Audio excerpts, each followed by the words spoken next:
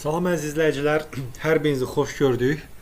Bugün 5-ci sinif Azərbaycan dili dərsliyinin 4-cü fəslinin Meşə simfoniyası mətnini işləyəcəyik sizlə bərabər. Bu arada izləyirsinizsə, zəhmət olmasa abunə olmağı, bəyənməyi və yorum yazmağı unutmayın.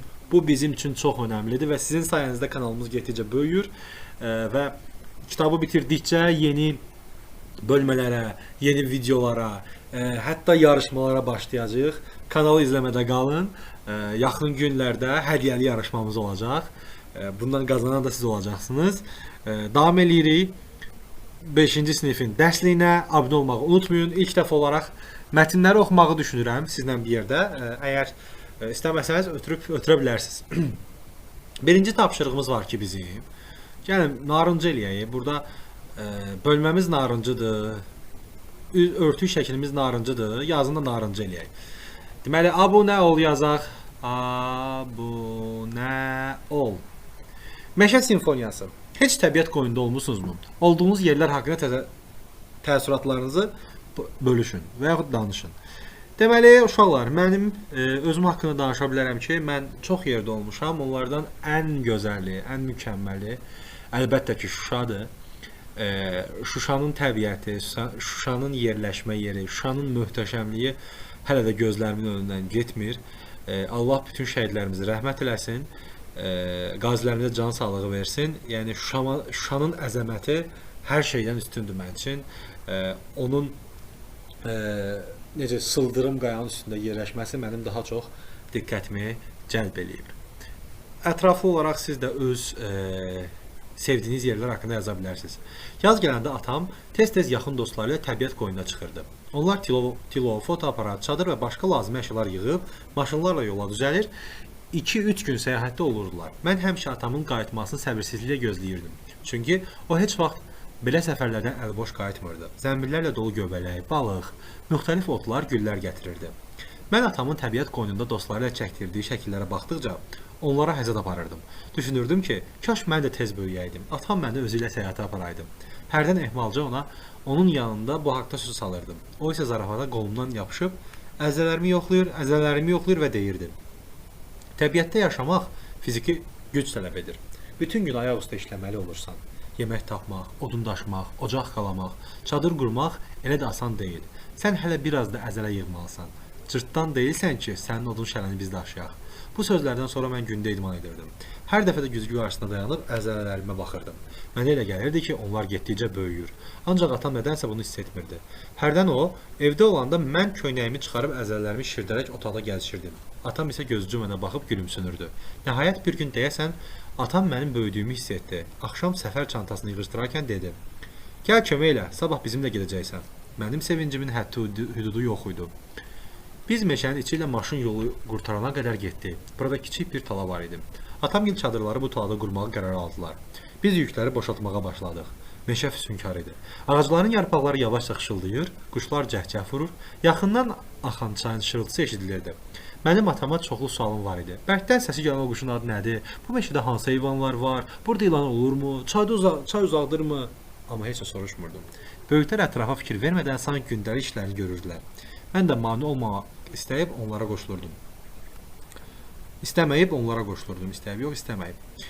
Axşama yaxın işləməkdən, ora-bura qaçmaqdan ayaqlarım və qollarım ağrıyırdı. Həsrətlə çadırda uzanacağım anı gözləyirdim. Birdən-birə göyün üzü qara bulud aldı.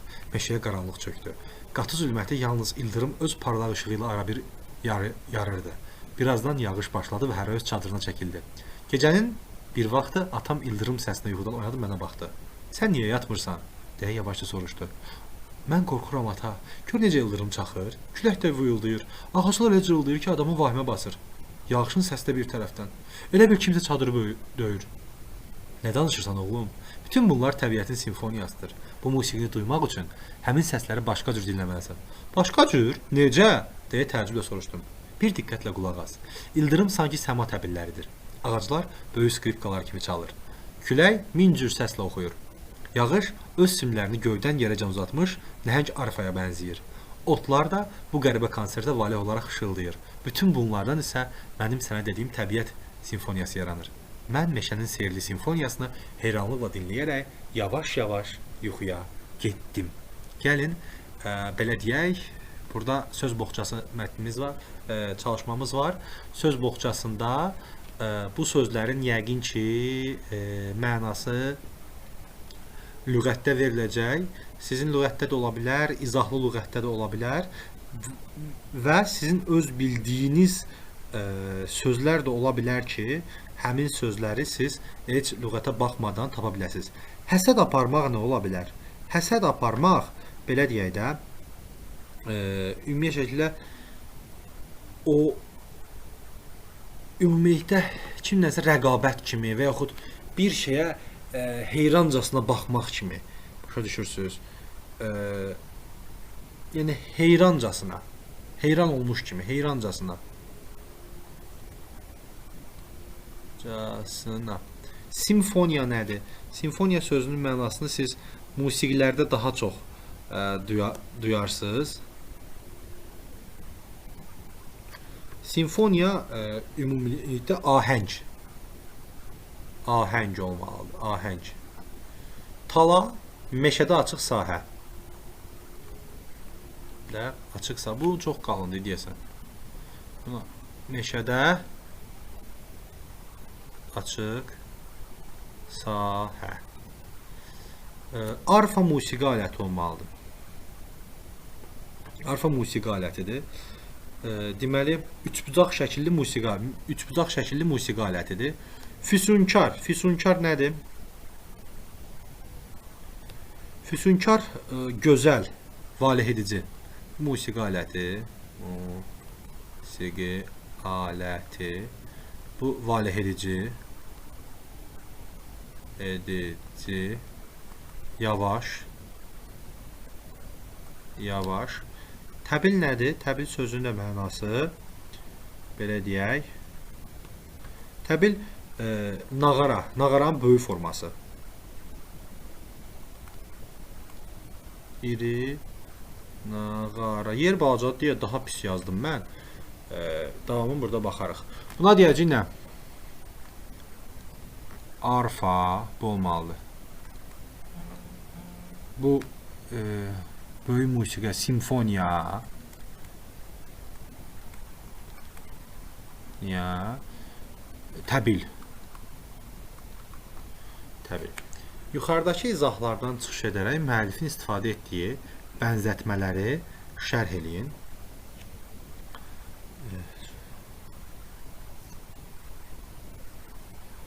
Deməli, müəllifin istifadə etdiyi bənzətmələri şərh edin.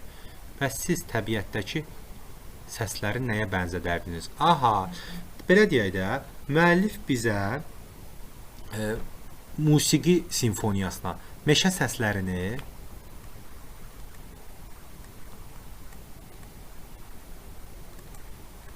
musiqi simfoniyasına, bunu burada yazayım, bənzədir. Bəs siz təbiətdəki səsləri nəyə bənzədirdiniz? Gəlin, təbiətdə hansı səs nə ola bilər? Məsələn, təbiətdə bəlkə bəzən nə səs gələ bilər? Belə uğultu gəlir, tufan səsi ola bilər. Ondan başqa təbiətdə hansı səslə? Quşların ciyiltisi ola bilər. Baxın, ikinci bir belə bir şey var. Sizcə günəşli bir yay səhərində meşə simfoniyası necə səslənə bilərdi? Şən bir musiqi kimi səslənə bilərdi. Şən bir musiqi kimi, ritmik də ola bilər, səslənə bilər. Siz gəlin təbiətdəki səs nəyə bənzədirik? Baxın, mən fikirləşirəm ki, təbiətdəki səs nəyə bənzəyə bilər, yadıma gəlmir. Bunu yazan çox yaxşı musiqi anlayışı olub deyə konkret səsləndirə bilir. Bax, meşə simfoniyası da bənzədir. Gəlin, həzin musiqiyə də bənzətmək olur bəzən. Baxın, bəzən görürsünüz ki, çox həzin bir külək əsir, həzin musiqiyə bənzəyir o. Məsələn, dənizin şırıltısı həzin bir musiqidir və insanları sakitləşdirir. Dənizin şırıltısı da, dəniz də təbiət sayılır, şırıltısını da biz insanı laylaya bənzətmək olar. Dənizin şırıltısının səsi laylaya bənzəyir. Ya bənzəyir. Zəyir. Davamını siz də yaza bilərsiniz. Mətn kimin dilindən nəql olunur? Plan əsasında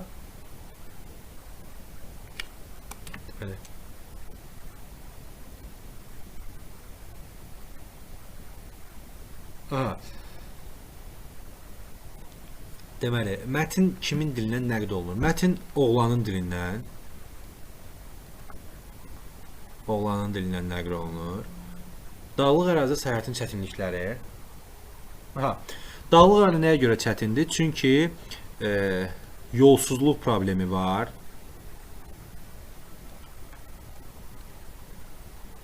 Baxın, yolsuzluq problemi olur. Yolsuzluq problemi olduğuna görə atası uşağı özündən aparmaq istəmir. Bunu danışmalıyıq da biz. Çünki nəql deyir. Nəql etmə, nağıl etmə danışmaqdır. Oğlu həmişə atası gil getdiyinə görə bu da çalışırdı ki, onlarla getsin və bu da öyrənmiş olsun ki, nə var? Orada necə atası gil nə işlə məşğul olurlar, nə edirlər? Öyrənmək istəyirdi. Ümumiyyətlə, atanın oğlunu səyahətə aparmaq qərarı. Bir gün axşam çağı o çantasını yığarkən oğluna deyir ki, gəl sən də hazırlaş, sabah bizimlə gedəcəksən. Atanın müşahidələri, ata hansı səsləri, musiqinin hansı tonlarına, simfoniyanın hansı tonlarına oxşatdığını deyir və necə deyərlər, oğlunu meşənin simfoniyası olduğuna inandıra bilir. Atanın oğlu ilə söhbəti, ata oğlunun birinci yatmadığını soruşur. Bu heç əvvəldə də oğlu getmək istəyir, amma atası deyir ki, sənin əzələlərin hələ inkişaf eləməyib, sən biraz güc topla, səni özümdən meşəyə aparacağam. Növbəti şeir oxuyun. Hansı bəndi? Meşə simfoniyasının mətni peyzajla əsər. Peyzaj uşaqlar, peyzaj əsərdə təbiət təsviri.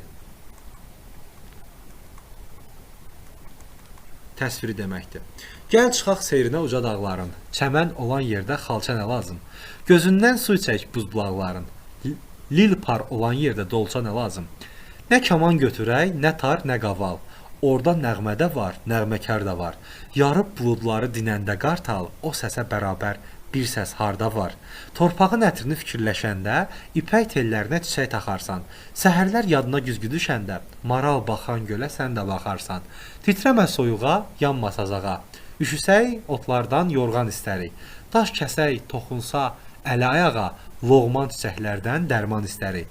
Zülmət gecələrdə parlaq şimşək. Yol üstə parlayan mayaq deyilmi? Gəlin təbiəti biz də düşünək. O özü hər şeyi düşünən kimi. Çox maraqlı şeir idi. Meşə simfoniyası. Deməli, Meşə simfoniyasında ata gördüyünüz kimi ildırımın səsin, quşların səsin, küləyin səsin bir musiqi alətinə bənzəyir və onu necə deyirlər, musiqi ifa etdiyini göstərir. Biz də gördüyünüz kimi baxın, nə kaman götürək, nə tar, nə qaval. Orada nəğmə də var, nəğməkar da var. Yarıb buludlar dinəndə qartal, o səsə bərabər bir səs harda var. Bu hissə şeirdə musiqi ilə səsləşir, Meşə simfoniyasının davamı kimi götürə bilərik. Keçirik növbəti çalışma. Lilpar gülün şəklinə baxın. Lilpar gülü budur. Sizcə müəllif, lilpar olan yerdə dolçaya nə üçün ehtiyac olmadığını, çünki dolça güllərə su vermək üçündür. Amma bu, necə deyərlər, gül də suyun dibində bitir. Suyun dibində bitir.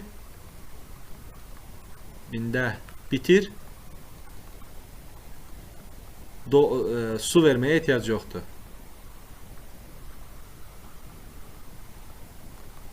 Ehtiyac yoxdur. Şeirdə rast gələn məcazları seçin. Müəllif həmin varlıqları hansı əlamətlərinə görə bənzədir? Məcaz hər hansı varlığın əlamətini daha təsirli çatdırmaq üçün istifadə edilən ifadələrdir. Gəlin belə deyək, görək hansı bənzətmələr var. Çəməni xalçaya bənzədir, çox rəngarəng olduğuna görə. Gəl çıxaq sevrin o çəmən olan yerdə xalç. Gözündən söz buz bulaqlar. Lilpa olan yeri dolçanadır. Nə kaman götürək, nə tar, nə qaval. Orada nəğmə də var, nəğməkar da var. Yarıb buludları dinəndə qartal. O səsə bərabər bir səs harda var. Sonra torpağın ətrini filəşə ipək tellərinə çiçək taxarsan. Səhərlər yadına güzgü düşəndə maral baxın, güzgü bunu burada yazaq. Göl güzgü.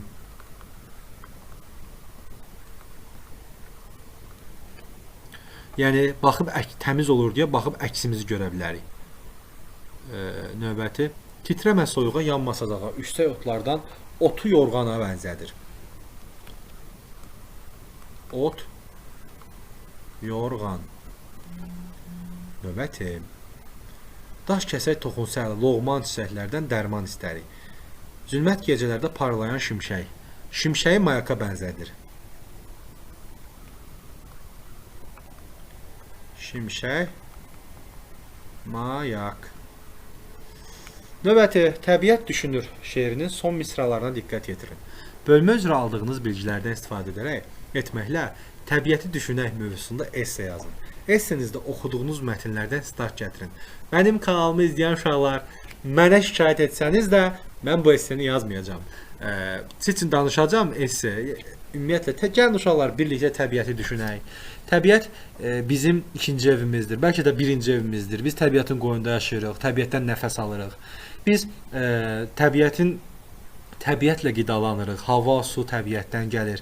Hətta bəzən yediyiniz heyvanlardan tutmuş, yediyiniz tərəvəzlər belə onlar təbiətdə boyatır, təbiətdə yetişir. Təbiət olmasa biz də yoxuq. Təbiətin qeydinə biz qalmalıyıq. Zibilləməməliyik, ağaclar əkməliyik, təmizliyinə diqqət etməliyik, qeydinə qalmalıyıq, güllərə hətta su verməliyik. Ehtiyac heyvanlara, ev heyvanlarına daha çox diqqət yetirməliyik. Onlara zərər yetirməməliyik. Ümumiyyətlə heyvanlara zərər yetirməməliyik. Onlar hər biri təbiətin bir gözəlliyidir. Bu qədər məlumat verən bəsdir. Özünüz bilirsiniz ki, mən esseni yazmıram. Esseni özünüz düşünməlisiniz və özünüz qərara gəlməlisiniz. Öz fikirləriniz olmalıdır. Mürəkkəb sözlərin yazılışı. Altından xətt çəkilmiş hansı sözlər bitişik yazılmalıdır? Seçiminizi əsaslandırın. Deməli, bu qab-yuyan sözü bitişik yazılmalıdır. Çünki müxtəlif mənalı sözlərin birləşməsinə, deməli, mətbəxdə qab-yuyan qadın, anam qonaldan qab-yuyan maşını. Aha, maraqlıdır. Mətbəxdə qab-yuyan, iki dənə qab-yuyan var burada, baxın. Qab-yuyan maşın, hansı maşın? Burada müxtəlif mənalı sözdür. Mənalı. Sözlərin bir, amma buradaysa qab yuyan birləşmədir. Birləşmə. Bu müxtəlif mənalı mürəkkəb sözdür. Sabirin geydiyi sarı köynək, bu köynəyin rəngidir. Birləşmə. Sərçə, sarı köynək. Sarı köynək biri mürəkkəb sözdür, müxtəlif mənalı sözlərdən yaranıb. Müxtəlif mənalı mürəkkəb söz. Verilmiş mürəkkəb sözlərin yaranması. Adət, ənənə, yaxın mənalı sözlərin birləşməsindən əmələ gəlib. Qatar-qatar, təkrar, eyni sözün təkrarı ilə yaranıb. Dəmir ağac, müxtəlif mənalı sözlərin birləşməsi ilə yaranıb. Gecə-gündüz, əks mənalı sözlərin birləşməsindən yaranıb. Baxın, diqqətli olmaq lazımdır ki, baxın burada eyni ilə. Müxtəlif mənalı sözlərin birləşməsi ilə yarananlar, müxtəlif mənalı bitişik yazılır. Eyni sözün təkrarı ilə yarananlar defislə yazılır. Yaxın mənalı sözlərin birləşməsi ilə yarananlar defislə yazılır. Əks mənalı sözlərlə yarananlar defislə yazılır. Hər sırada səhv yazılmış sözü müəyyən edin. Gözü tox, bitişik yazılmalıdır. İsti soyuq, düzdür, bu səhv idi. Aşağı yuxarı düzdür. Payız qış, düzdür. Ürəyi yumuşaq, düzdür. Çoban yastığı, düzdür. Səsküy, defislə yazılmalıdır. Üçbucaq, düzdür, yəni doğrudur. Səhv yazılmış sözləri biz seçdik. Nümunələrə baxaraq, eyni sözün təkrarı ilə yaranan mürəkkəb sözlərin yazılış qaydalarını izah edin. Eyni sözün təkrarı ilə yaranırsa, baxın, bu A, ha bitişdiriciləri ilə yarananlar həmişə bitişik yazılır. İlbəil, addım-ba addım. Deməli, A, ha, ba. Bitişdiriciləri, bitişdiriciləri ilə yaranan sözlər bitişik yazılır.